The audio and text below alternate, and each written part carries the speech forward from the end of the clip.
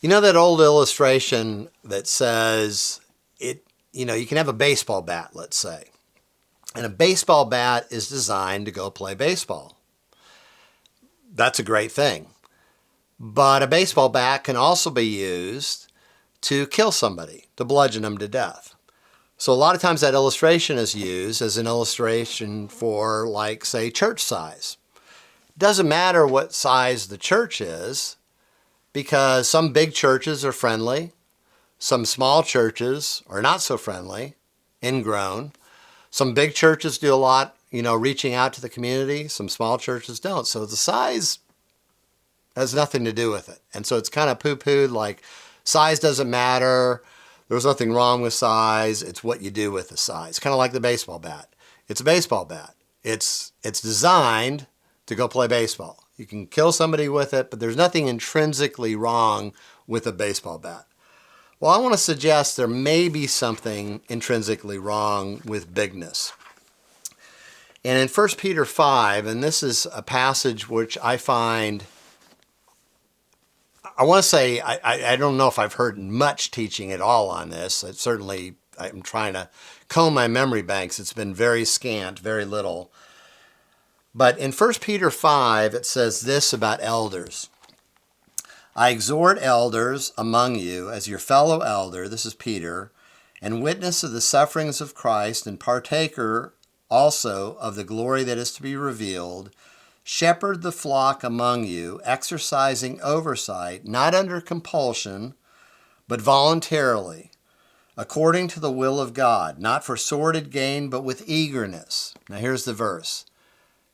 Nor yet as lording it over those allotted to your charge, but proving to be examples to the flock. Now here's the diagnostic question. I've been a pastor in a large church, an associate pastor, where a lot of people constantly came to me and said, look, I don't know the elders. I can't trust them, therefore, because I don't know them. So, and I asked a person recently, and he had left this church, a big church, and the elders, some of them who he knows personally, didn't even know he had left. And so the question is, Peter's assuming that the role of an elder is that they know the body so well that people in the body want to emulate them. They've proved themselves to be examples. That means they're proximate to those people. Now, how do you do that when you have thousands and thousands of people and maybe even have a big group of elders, let's say even 20 or more? It's impossible. It really, really is hard.